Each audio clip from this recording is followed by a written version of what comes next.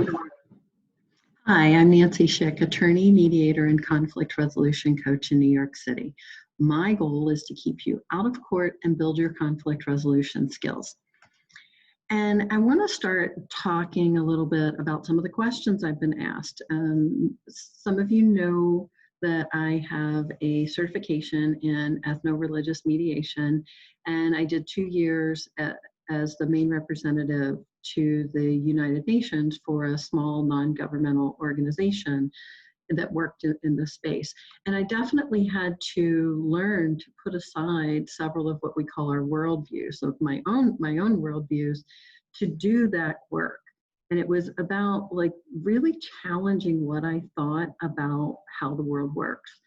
And that's what I wanted to spend a couple of minutes in each of the next few videos just talking to you about. Because one of the questions, for example, that I've gotten is, have you asked Black people what they want around racial justice? And my answer is, well, yes, I have. Have I talked to all of them? No, right? It's, I think, about 18% of 380 million people here in the United States. I clearly haven't talked to all of them.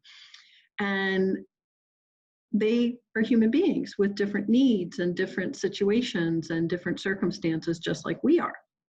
And when I say we, that's you and me, not we Black people, we white people, right? It's like just we people. We all have different needs.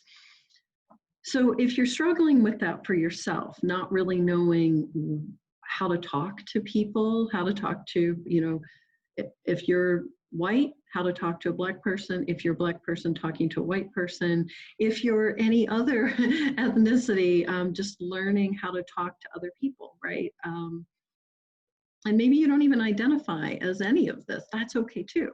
So, but I think in particular, we need some practice with addressing the racial injustice against Black people in this country, and this country meaning the United States, which is where I am. So first, read the Black Lives Matter website, some of the articles that are recommended there, et cetera. And just again, read them with that third ear kind of listening. Read them for what is it that's the hurt that we're trying to correct. That's really where we want to go. People are not going to always express things perfectly, and we just have to be with that. Okay, if you're looking for what is the human element here that needs addressing, how can I be of service? How can I heal a hurt? It's a different way of relating to that information than if you're going in trying to pick it apart, right?